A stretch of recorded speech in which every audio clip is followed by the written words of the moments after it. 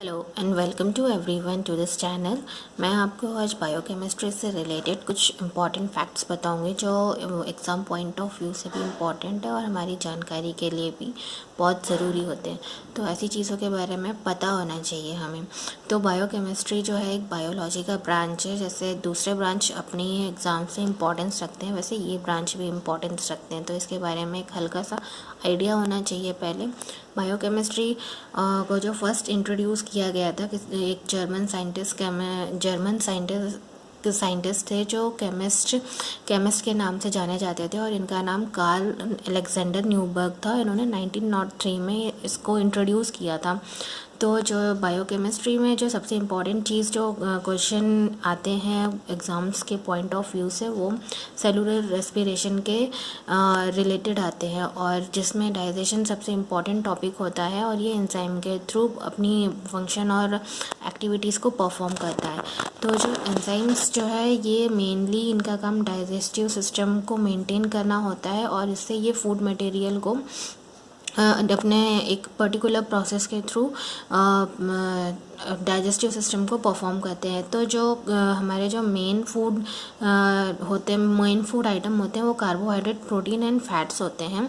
इनका अपना अपना प्रोसेस होता है डाइजेशन में कॉम्प्लेक्स फॉर्म से सिंपलर फॉर्म में कन्वर्ट होने का। तो ये कहाँ से स्टार्ट होते हैं और कितने फॉर्म में बनते हैं, कहाँ पर इनका किस तरीक़े का फॉर्मेशन बनता है और हमारी बॉडी में कहाँ पर कौन से ऑर्गन में जाके कहाँ पर इनका जो इम्पॉर्टेंट एक्टिविटीज़ होती है, इस बारे में पहले थोड़ा सा हल्का आइडिया होना चाहिए। उसके बाद इसका जो मेन बायोकेमिकल प्रोसेस है, जो साइकिल्स होती है, वो हम डिस्कस करेंगे। तो जो कार्बोहाइड्रेट जो कंपाउंड है, इसका सबसे पहला जो डाइजेशन है वो माउथ में ही स्टार्ट हो जाता है। वो है starch, maltose, dextrose, lactose, fructose and mannose. और ये बाद में इंटेस्टाइन में जाके इनका जो डाइजेशन का काम है वो माल्टेज एंजाइम के थ्रू होता है। देन फैट्स एंड प्रोटीन का डाइजेशन जो है माउथ के थ्रू नहीं होता है, ये स्टमक में गैस्ट्रिक लाइपेज फैटी एसिड के थ्रू होता है। और then cholesterol, lipoprotein enter into blood capillary. इनके जो एंड प्रोडक्ट होते हैं वो ब्लड कैपिलरी में मिल जाते हैं। सिमिलरली जो प्रोटीन होता है वो स्टमक में जो पेप्सिन एंजाइम है वो प्रोटीन से जो है उनके जो स्मॉलर जो पर्टिकुलर प्रोडक्ट्स होते हैं ओलिगोपेप्टाइड एंड जो डाईपेप्टिडेज के थ्रू अमीनो एसिड में कन्वर्ट हो जाते हैं। तो ये जो फूड प्रोडक्ट्स होते हैं इनका ये जो साइकिल सेलुलर रेस्पिरेशन परफॉर्म होने से पहले ये कहाँ पर एब्जॉर्ब होते हैं, इनके बारे में एक हल्का सा आइडिया होना चाहिए। तो ये अपने जो कैरियर और मीडियम के थ्रू ट्रांसफ़र होते हैं इंटेस्टाइनल सेल में, जहाँ पे प्रॉपर डाइजेशन होने के बाद ये ब्लड कैपिलरी में मिल जाते हैं आरबीसी के थ्रू। और ऑक्सीडेशन की प्रोसेस होती है जहाँ से कैटाबॉलिज्म एनाबॉलिज्म के थ्रू हमारा जो मेटाबॉलिज्म प्रोसेस है वो परफॉर्म होता है। और ये जो anabolic pathway and catabolic pathway जो है, ये तीनों कंपाउंड जो कॉम्प्लेक्स फॉर्म में होते हैं, इनका एंड प्रोडक्ट बायोकेमिकल प्रोसेस के थ्रू होता रहता है। देन कार्बोहाइड्रेट, प्रोटीन और जो फैट्स होते हैं, इनका मेनली ये जो सिंपलर कंपाउंड में पार्ट में जो प्रोड्यूस करते हैं, ये एसिटाइल को मेनली बनाते हैं एंड में, जो हम बाद में स्टेप बाय स्टेप पढ़ेंगे। देन ये एटीपी प्रोड्यूस करते हैं जो हमारी बॉडी सेल के लिए बहुत इंपॉर्टेंट होता है। ये इनका मेन फंक्शन भी होता है और इसी कंपाउंड के थ्रू जो हमारी जो बॉडी में साइकिल है वो कंटिन्यू होती रहती है। देन ग्लाइकोलाइसिस वो प्रोसेस है जो कार्बोहाइड्रेट के थ्रू हमारी बॉडी में कार्बोहाइड्रेट एब्जॉर्ब करती है हमारी सेल। तो जो इसकी साइट होती है ग्लाइकोलाइसिस कहाँ परफॉर्म होती है, साइटोसोल, इसको हम साइटोप्लाज्म भी बोल सकते हैं। और ग्लाइकोलाइसिस को स्वीट डिग्रेडेशन भी कहते हैं क्योंकि इनका टेस्ट जो है दूसरे कंपाउंड के थ्रू कंपेयर में ज़्यादा स्वीट होता है और कार्बोहाइड्रेट ये एनर्जी प्रोवाइड करते हैं। देन इसका जो मेनली बायोकेमिकल पाथवे में ये ग्लूकोज से पायरूवेट में कन्वर्ट होते हैं। देन इसकी जो डेफिनेशन है ग्लाइकोलाइसिस की, ये 10 एंजाइम का सीक्वेंस होता है जिसमें ग्लूकोज कन्वर्ट होता है पायरुवेट में and then simultaneously production of ATP produce होती है एज ए एनर्जी फॉर्म में। ये मेनली तो सारे सेल में परफॉर्म होती है, लेकिन जो स्पेशली और भी जो होते हैं और भी जो सेल्स होते हैं जो एग्ज़ाम पॉइंट ऑफ व्यू से ज़्यादा इंपॉर्टेंस रखते हैं, अगर पूछा जाए तो इनके नाम है erythrocyte, cornea, renal medulla, brain and sperm. ये यहाँ भी as a source of energy ही होते हैं। जो ग्लाइकोलाइसिस है इसे ईएमपी पाथवे भी कहते हैं, जो जिन्होंने डिस्कवर किया था। देन इसके दो टाइप्स होते हैं, एरोबिक पाथवे और एनारोबिक पाथवे। जो नाम से ही इंडिकेट हो रहा है कि कहाँ पर ऑक्सीजन की यूटिलाइजेशन है और कहाँ नहीं है। तो जहाँ पर ऑक्सीजन यूटिलाइज होकर ग्लूकोज जो है पायरुवेट में कन्वर्ट होता है एंड देन जहाँ एनारोबिक प्रोसेस है वहाँ ग्लूकोज से वो लैक्टेट में कन्वर्ट हो जाता है। देन ग्लाइकोलाइसिस की टू फेजेस होते हैं। एक फर्स्ट होता है प्रिपरेटरी फेज, देन सेकेंड होता है पे ऑफ फेज। जो फर्स्ट प्रिपरेटरी फेज है इसमें 6 कार्बन कंपाउंड केमिकली फॉर्म में ग्लूकोज का जो स्ट्रक्चर है उसमें 6 कार्बन कंपाउंड होते हैं, जो बाद में इस प्रोसेस के थ्रू, इस स्टेप के थ्रू 3 कार्बन में कन्वर्ट हो जाते हैं और इसका ये फर्स्ट 5 स्टेप्स है। देन पे ऑफ फेज में जो बाकी के 5 स्टेप्स बचते हैं 10 में से, वो एटीपी जनरेट करने के लिए मेनली होते हैं। तो जो टोटल जो स्टेप्स हैं 10 में से 3 जो स्टेप है वो इरिवर्सिबल है और 7 जो है रिवर्सिबल है। एंड देन इसके बाद ये ग्लाइकोलाइसिस की साइकिल है जो डायग्रामेटिकली रिप्रेजेंट की गई है, जिसमें आप देख सकते हैं कि अल्फ़ा डी ग्लूकोज है। ये ग्लूकोज का जो अल्फ़ा फॉर्म होता है, 2 फॉर्म होते हैं अल्फ़ा एंड बीटा। तो जो अल्फ़ा डी ग्लूकोज है इस पर जो मेनली एंजाइम्स का जो फंक्शंस होता है ग्लूकोज एंड हेक्सोकाइनेस के थ्रू, ये अल्फ़ा डी ग्लूकोज 6 फॉस्फेट में कन्वर्ट हो जाते हैं, जहाँ से ये एटीपी का जो यूटिलाइजेशन होता है वो एडीपी में कन्वर्ट हो जाता है और फॉस्फोरस जो है वो इस अल्फ़ा डी ग्लूकोज 6 फॉस्फेट में ऐड हो जाता है। एंड देन जो ग्लूकोकाइनेस और हेक्सोकाइनेस का जो मेन इंपॉर्टेंट रोल है यहाँ पे, ये इसके थ्रू फॉस्फोराइलेशन के थ्रू कन्वर्ट होते हैं।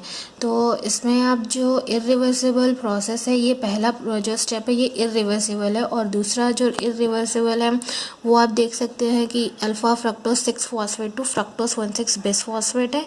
एंड देन जो तीसरा है वो है लास्ट वाला phosphoenol pyruvate to pyruvate enol form में। और जो बाकी के जो बचते हैं 3 के बाद जो 7 स्टेप बचते हैं कन्वर्ट होने के, वो रिवर्सिबल है। तो अल्फ़ा डी ग्लूकोज 6 फॉस्फेट के बाद जो है हेक्सो आइसोमेरेज एंजाइम के थ्रू अल्फ़ा फ्रक्टोज 6 फॉस्फेट है। देन फॉस्फो फ्रक्टोकाइनेस के थ्रू फ्रक्टोज 1,6 बिस फॉस्फेट है। यहाँ पे एनर्जी एटीपी के थ्रू यूटिलाइज ही होती है फॉस्फेट ग्रुप एडिशन में अपने उनके स्ट्रक्चर्स में को बनाने के लिए। देन एल्डोलेज एंजाइम्स की हेल्प से जो 6,1,6 बेस फॉस्फेट जो 6 कार्बन कंपाउंड है, ये glyceraldehyde 3 phosphate and DHAP compound बनाता है, जो कि फॉस्फोट्राइओस आइसोमेरेज के थ्रू परफॉर्म होती है। और यहाँ से ये दो मॉलिक्यूल बनना परफॉर्म होता है और इसके बाद पे ऑफ फेज स्टार्ट हो जाता है। पहला ये जो 3 कार्बन कंपाउंड का जो ब्रेकडाउन है, ये प्रिपरेटरी फेज यहीं ख़त्म हो जाता है, जो ग्लिसरल्डिहाइड 3 फॉस्फेट डिहाइड्रोजिनेज से 1,3 बिस फॉस्फोग्लिसरेट बनाता है। देन यहाँ से ADP से ATP बनना स्टार्ट हो जाता है और फॉस्फोग्लिसरेट काइनेस के हेल्प से 3 फॉस्फोग्लिसरेट कंपाउंड बनता है। देन 3 फॉस्फोग्लिसरेट से 2 फॉस्फोग्लिसरेट बनता है, जो कि फॉस्फोग्लिसरेट म्यूटेस के थ्रू होता है। देन इनोलेज से फॉस्फोइनोल पायरुवेट है एंड देन पायरुवेट काइनेस के थ्रू पायरुवेट इनॉल फॉर्म में है। इनॉल फॉर्म से ये स्पॉन्टेनियसली मेथड होता है जो जिससे ये कीटो फॉर्म में कन्वर्ट हो जाता है। देन एनारोबिक जो प्रोसेस है उसमें पायरुवेट से लैक्टेट डिहाइड्रोजिनेज के थ्रू कन्वर्ट होता है लैक्टेट में, और यहाँ पर ये NADH से NAD+ की एनर्जी यूज़ होती है। देन और इसमें जो डायग्राम में जो मेंशन किया गया है इनहिबिटर को मेंशन किया गया है, जो कि ग्लिसरल्डिहाइड 3 फॉस्फेट से 1,3 बिस फॉस्फोग्लिसरेट को आइडोएसिटेट एंड आर्सेनिक जो है इनहिबिट करता है। एंड 2 फॉस्फोग्लिसरेट से फॉस्फोइनोल पायरोवेट जो प्रोसेस है उसको फ्लोराइड इनिबिट करता है। ये कंपाउंड इसको इनिबिट करने में रिस्पॉन्सिबल होते हैं। देन यहाँ पे कुछ ध्यान देने वाली जो बातें हैं वो है NADH मॉलिक्यूल एक बार में 3 मॉलिक्यूल ऑफ ATP प्रोड्यूस करता है। 1 ATP मॉलिक्यूल जो है 1 ATP ही प्रोड्यूस करता है। देन FADH मॉलिक्यूल जो है 2 ATP प्रोड्यूस करते हैं। तो जो पहला स्टेप था इसका फॉस्फोराइलेशन था इस ग्लाइकोलाइसिस में। देन हेक्सोकाइनेस एंड ग्लूकोकाइनेस जो है ये एक इम्पॉर्टेंस रखते हैं अपने आप में ये एंजाइम। तो इनके कुछ कैरेक्टरिस्टिक्स हैं जो इनको डिफ्रेंशिएट करते हैं। और जो इसका जो सेकंड पॉइंट है ये इनकी जो लोकेशन को बताता है। ये hepatic tissues and liver cells में जो है पाए जाते हैं। और जो हेक्सोकाइनेस है हेक्सो शुगर में एक्ट करता है। ये हाई एफिनिटी होती है, इनकी लो KM वैल्यू होती है। अल्फ़ा बीटा फॉर्म में ये ग्लूकोज एक्ट करता है। देन फॉस्फोरिलेट, ये सारे शुगर को फॉस्फोरिलेट करता है। हेक्सोकाइनेस जो ये ग्लूकोज 6 फॉस्फेट से इनहिबिट होते हैं। देन ग्लूकोकाइनेस जो है ग्लूकोज शुगर में नाम से ही पता चल रहा है उन्हीं पर ये एक्ट करेगा। इनकी लो एफिनिटी होती है, KM हाई होता है इनका। देन अल्फ़ा फॉर्म, सिर्फ ये अल्फ़ा फॉर्म में एक्ट करते हैं। और इनका जो फंक्शन है मेनली ये ब्लड ग्लूकोज को आफ्टर मील, यानी कि जब हम खाना खा लेते हैं तब जो ब्लड ग्लूकोज जो होते हैं उनको रिमूव करना होता है। Provide glucose 6 phosphate for excessive, तो इनको जो है ग्लूकोज 6 फॉस्फेट की ज़्यादा ज़रूरत होती है ग्लाइकोलाइसिस में, ज़्यादा अमाउंट में ग्लूकोज बनाने के लिए। तो जो सेकंड स्टेप है वो है आइसोमराइजेशन। थर्ड स्टेप फॉस्फोराइलेशन है। देन फोर्थ स्टेप जो है क्लीवेज ऑफ फ्रक्टोस है 3 कार्बन कंपाउंड में। देन फिफ्थ स्टेप है वो है आइसोमराइजेशन। सिक्स्थ स्टेप है oxidative phosphorylation of glyceraldehyde 3 phosphate. And then जो ग्लिसरल्डिहाइड 3 फॉस्फेट डिहाइड्रोजनेज एंजाइम है उसका जो अगर स्ट्रक्चरली फंक्शन हम देखें वो एंजाइम जो है सल्फाइडल ग्रुप से अटैच होता है। और इसका जो ये कंडेंसेशन फॉर्म बनाता है ग्लिसरल्डिहाइड 3 फॉस्फेट से। और इनकी जो है कोवैलेंट बाइंडिंग होती है सल्फाइडल ग्रुप से। उसके बाद पहला स्टेप कंडेंसेशन है इनका। देन दूसरा ऑक्सीडेशन है। ऑक्सीडेशन में ये थायोहेमी एसिटाइल से थायो ईस्टर कंपाउंड को प्रोड्यूस करते हैं। नंबर थर्ड है फॉस्फोराइलाइसिस, जहाँ से ये फॉस्फेट ग्रुप जो कंपाउंड है 3 फॉस्फोग्लिसरल फॉस्फेट ये डिटैच हो जाता है। And then free enzyme compound जो है प्रोड्यूस होती है।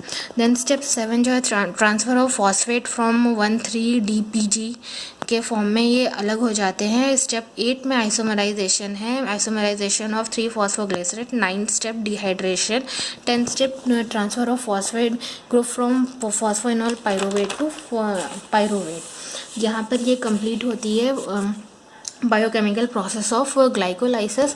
देन इरिथ्रोसाइट, हमारे जो इरिथ्रोसाइट जो है उसमें ये बाईपास का काम भी ग्लूकोज से ग्लाइकोलाइसिस जो परफॉर्म होने का काम है ये बाईपास होता है।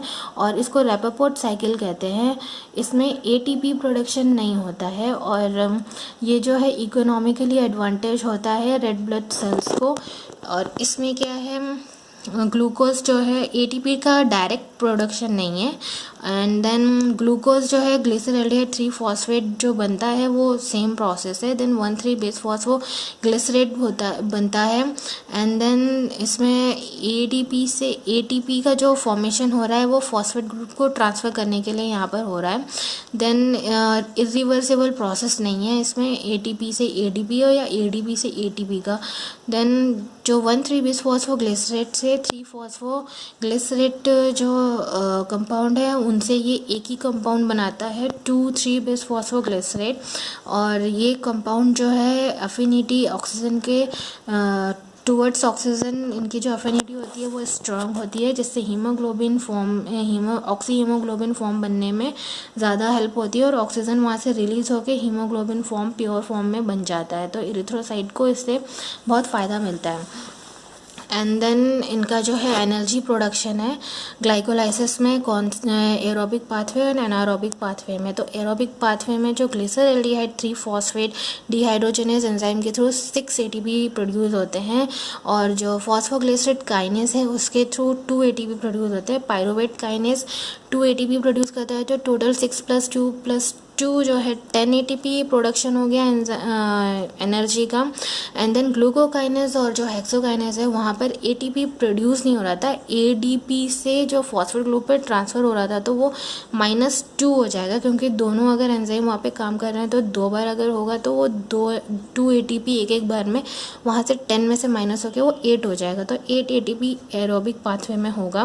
देन एनारोबिक पाथवे में जो है ATP का प्रोडक्शन 6 है, 6 ATP बाई लैक्टेट डिहाइड्रोजिनेस के थ्रू पायरुवेट से लैक्टेट में कन्वर्ट होने के लिए। तो ये एरोबिक पाथवे है, और एनारोबिक पाथवे में 6 ATP है और एरोबिक में 8। तो अगर एनारोबिक को अगर हम माइनस कर दें एरोबिक में 8 - 6, तो वो 2 ATP, जनरली 2 ATP की एनर्जी प्रोड्यूस होती है पर ग्लाइकोलाइसिस में। देन और अगर एनारोबिक को हम कंसिडर नहीं करते हैं तो एनारोबिक जो प्रोसेस है ये lactic acid cycle and Cori cycle को भी कहा जाता है। इससे जो है ब्लड में जो ग्लूकोज है वो मसल और लीवर से होते हुए हमारे इरेथ्रोसाइट के through glycolysis and energy produce करता है। मसल्स में क्या होता है कि जब हम ज़्यादा एक्सरसाइज करते हैं या काम करते हैं तो उनमें ऑक्सीजन ग्लूकोज की जो लेवल है वो कम हो जाती है, जिससे ग्लूकोज 6-फॉस्फेट की कमी होने से जो लैक्टेट डिहाइड्रोजनेस वहाँ पे काम करता है, और जो पायरुवेट के थ्रू पायरुवेट से ज़्यादा प्रोडक्ट यूटिलाइज होने के कारण लैक्टेट कंपाउंड में फॉर्मेशन हो जाता है। जो लैक्टेट हमारे ब्लड के थ्रू होते हुए लीवर में जाता है, लीवर से उसका प्रोसेस ग्लूकोज 6-फॉस्फेट से होते हुए ग्लाइकोजन और दूसरे प्रोडक्ट्स इसमें प्रोड्यूस होते हैं, जो भी ये भी ग्लूकोज का ही एक फॉर्म होता है, जो कि बहुत ज़्यादा एक्सेसिव अमाउंट में ग्लूकोज यूज़ होने के बाद जो उनका एंड प्रोडक्ट और या रॉ प्रोडक्ट भी बोल सकते हैं वो प्रोड्यूस करते हैं हमारी बॉडी सेल्स को एनर्जी की फुलफिल और रिक्वायरमेंट को फुलफिल करने के लिए। तो जो जनरल प्रोसेस है उसमें ग्लूकोज जो है कन्वर्ट होता है पायरुवेट में। एनारोबिक में ये एब्सेंस ऑफ ग्लूकोज 6-फॉस्फेटेज के कारण जो लैक्टेट डिहाइड्रोजनेज है उसके थ्रू ये लैक्टेट प्रोड्यूस करते हैं। और जो कोरी साइकिल का प्रोसेस है अगर हम उसको डिफाइन करें तो ये ऑक्सीडेशन ऑफ ग्लूकोज है स्केलेटल मसल में, जो कि इरेथ्रोसाइट के थ्रू किडनी में और लीवर में परफॉर्म होता है। इसको कोरी साइकिल के नाम से भी जाना जाता है। देन रेगुलेशन का पार्ट हम देखेंगे। रेगुलेशन में हम एक्टिवेशन इनएक्टिवेशन दोनों प्रोसेस को देखेंगे। ये दोनों ऐसी एक्टिविटी है जो इस ग्लाइकोलाइसिस को इन्हांस और इनहिबिट करती है कुछ प्रोडक्ट्स के थ्रू। ये इसमें जो है अगर कोई प्रोडक्ट कम हो रहा है तो वो किसी दूसरे प्रोडक्ट के इम्पैक्ट में अपनी एक्टिविटी इंक्रीज कर लेगा उसको फुलफिल करने के लिए, और जो प्रोडक्ट ज़्यादा हो रहा है तो किसी और प्रोडक्ट के इम्पैक्ट में वो अपनी एक्टिविटी को कम कर लेगा उसको कम करने के लिए। तो इसका बैलेंस हमेशा बनना चाहिए, जिससे हमारी बॉडी सेल में जो प्रॉपर अमाउंट में ग्लूकोज की मात्रा बनी रहे, नहीं तो इसके बहुत सारे कॉन्सिक्वेंसेस कॉम्प्लिकेशंस हमारी बॉडी को झेलने पड़ते हैं जो डिजीज़ के फॉर्म में हमें सुनने को मिलते हैं अक्सर। तो जो ग्लूकोज है, ग्लूकोज से ग्लूकोज 6-फॉस्फेट जो है प्रोडक्ट ये ग्लूकोकाइनेस को इनहिबिट करता है, तो ग्लूकोज 6-फॉस्फेट यहाँ पे इनहिबिटर का काम करेगा। देन फ्रक्टोज 6-फॉस्फेट जो है फ्रक्टोज 2,6 बेस फॉस्फेट से एक्टिवेट होते हैं, तो फ्रक्टोज 2,6 बेस फॉस्फेट एक्टिवेटर का काम करेगा। देन जो यहाँ पे फॉस्फोइनोल पायरुवेट से पायरुवेट में कन्वर्ट हो रहे हैं, जो ATP बन रहा है वो ATP फॉस्फोफ्रक्टोकाइनेस को इनहिबिट करेंगे। तो ये जो ATP है ये इनहिबिटर का काम करेगा, और जो ADP है ये फ्रक्टोज 1,6 बेस फॉस्फेट को एक्टिवेट कर रहा है, तो ADP एक्टिवेटर का काम करेगा। देन पायरुवेट टू एसिटाइल कोएम, ये बाद में जो इनका एंड प्रोडक्ट होता है, जो बाकी के स्टेप्स में हम बाद में पढ़ेंगे। एसिटाइल कोए फिलहाल इतना हमें आइडिया होना चाहिए कि जो पायरुवेट है ये भी इनहिबिट होता है किसी एक कंपाउंड से। ये जो एसिटाइल कोएस है तो ये एसिटाइल कोए यहाँ पायरुवेट के लिए इनहिबिट करेगा, तो इसके थ्रू भी ग्लाइकोलाइसिस बहुत अफेक्ट होती है ये साइकिल। तो इन सब जानकारी ये जो अभी तक हमने डिस्कस किया है, अगर जो एग्ज़ाम्स के पॉइंट ऑफ व्यू से जो एस्पिरेंट्स प्रिपरेशन कर रहे हैं उन्हें हेल्प मिली तो बहुत अच्छी बात है। Then thank you. नेक्स्ट में वीडियो में हम इसके जो एक्सप्लेनेशन है दूसरे साइकिल्स के हम वो पढ़ेंगे। Thank you.